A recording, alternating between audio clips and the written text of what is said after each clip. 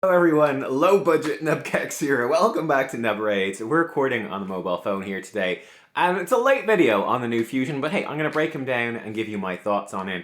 I did put up a poll actually while I was I'm late doing this because I was in the hospital today for an appointment, the infusion thing. It took a couple of hours for new medicine. Anyway, but yeah, I put up a poll. You guys have already, I think about 50% of voters are putting him around a B tier champion. But let's take a look and let's see what I think. Let's dive into it. So, well, first of all, let's see how he looks over here. Legendary, defense base, spirit affinity, Ogryn tribes. Visually as well, he looks cool. Blizzard the Howler, he looks absolutely ridiculous. I kind of like the whole comedy vibe of him. Monster comedy, yeah, he looks cool. Speaking of that, let's put another ogre over there on that side of the screen and let's look at his skills. I'll have to move the phone closer. Actually, I hope he's not too close so I can actually read this. But yeah, it's A1 Frozen Caltrops attacks 3 times at random, each at a 40, booking a 50% chance of placing a freeze debuff for 1 turn. Okay, that's obviously good for Fire Knight Hard, and I think that's something that they said as well. I mean, it's good for knocking down the Fire Knight shield in general. Sort of the main problem I would say is that we already have Newt, right? We had the Newt fusion earlier this year.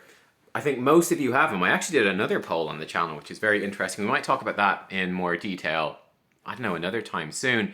But in that poll, over 2/3 of you guys have been playing for 2 years or more. So unless something horrible went wrong in your lives at the time, I don't know, you probably have Newt, right?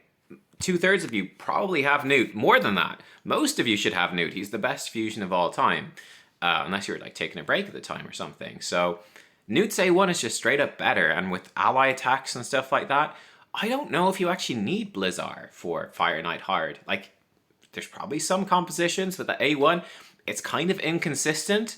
Like, you're gonna need a lot of ally attacks or counter attacks to make that consistent enough, whereas Newt's just works every time. So not really super enthralled by that, to be honest. Cryotherapy is A2, removes any stuns, sleep, not sheep, sleep, fear, true fear, freeze, provoke, and petrification does not remove sheep debuff at all. So that's all the hard crowd control. I think that's all the hard crowd control. I think that's everything, just about, apart from polymorph.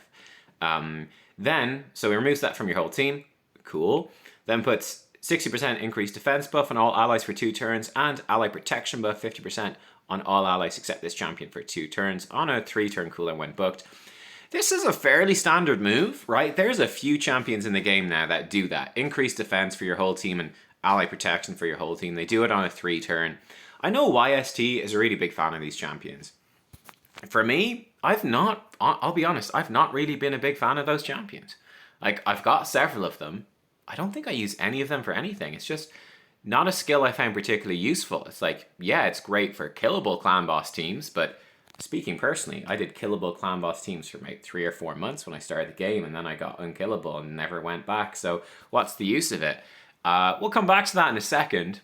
It's a good move, but how useful is it? We'll come back. Spike Blizzard is A3. 5-turn books to a 4-turn cooldown, attacks all enemies, has a 75 that goes to 100% chance of placing freeze for 1 turn, and a 75 going to 100% chance of decreasing turn meter of all enemies by 30%. Okay, so again, it's an okay move. I don't like the 4-turn cooldown, but that's kind of standard, you know, kind of expected. It's just not wow. If it was a 3-turn cooldown, it would be more exciting, it'd be more wow. But like 4-turn cooldown, AoE freeze with 30% turn meter pushback. Again, it's a decent move, but where does that really shine? Doom Tower Waves, it's okay, but it's a long cooldown. I don't know. It's just, yeah, Abominable Snowgrin then is passive. So the passive effect, which is always up, whenever an enemy tries to place freeze on this champion, instantly transfer it from this champion to that enemy. So that's quite cool. Okay, that's cool. He basically is immune to freeze and just throws it back. Against the Frost Spider, it's going to make him quite a reliable person to not be frozen. What's he going to do with that, not being frozen though? I don't know. He can remove buffs anyway, so the ally protection stuff is not super useful. I mean, it's decent, and you can maybe do something there. Frost Spider's not super hard anyway, and certainly if you've been playing for 2 years, likely not going to struggle on that. But yeah, okay. elsewhere in Arena, freeze is very uncommon. Tormund does it, and in terms of common Arena champions, I feel like that's about it. Frostbite set is okay, it's a little 2-piece set, but you know, with Protection and Stone Skin getting 9 pieces now, Frostbite is kind of falling off a bit again. I just don't feel like that passive is super commonly useful. It's good, but it's not super useful. Then an active effect, whenever this champion is killed, revives him with 30% HP and turn meter, and puts Revive on Death on him for 1 turn. Alright, so you're like, basically does a Revive on Death. That has a 3-turn cooldown when booked, or 4 turns unbooked. So on a 3-turn cooldown, revives himself, and then gives himself Revive on Death again, so he can like Revive on Death again. He's gonna be very survivable. This makes him kind of interesting for Bommel, I have to say. So I actually, off the top of my head, I don't remember what freeze does for Bommel. I think it stops the bombs, it slows the bombs turn meter down or something. But he would obviously be pretty good at surviving the bombs with this passive. Revive on Death ×2, basically, on a fairly short cooldown. Alright, he's got the freeze. Okay. Could maybe protect your team a bit with the A2, but again, Bommel can just turn those into bombs, so that is kind of dangerous, but he could maybe be kind of useful for that. But look, I think you look at this whole kit and you put it all together, I can definitely see why you guys voted B. I would definitely be thinking very much a B minus type champ as well. Like, I don't know, like, he does a few things decently, but what does he actually do? Like, what teams does he actually make it onto? Where do you actually use this champion? He's an okay arena champ for like sort of control and keeping your team alive. Like, he's okay. Like, he's good against Tormund or Gergo, I suppose, but you know, it's very, very niche. So I'm certainly not really that impressed with him. That being said, we do know the new content is probably coming next week, right? We're really due that new content soon. He's dropped, I imagine it's probably going to drop in the same patch that's going to bring this fusion. And we know in that new content that you are going to be fighting some variations of 2 bosses at once.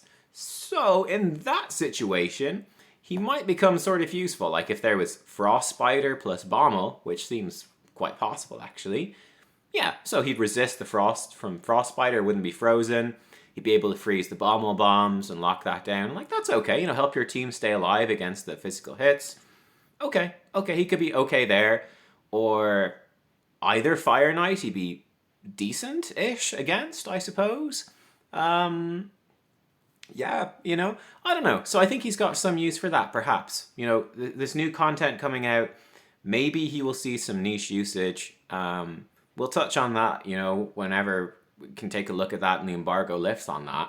We can talk about it then. And, you know, probably I'll give you my sort of final thoughts on whether this champion is worth going for or not, based off of that, when we do the Fusion plan review, right? The Fusion calendar review. And that will also give us a pretty good idea.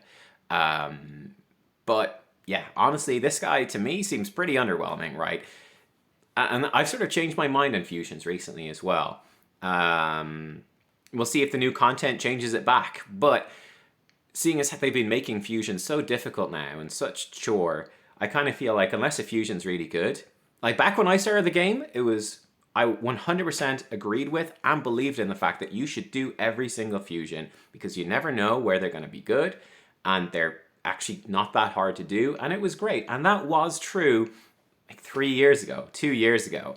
Nowadays, it's not true anymore.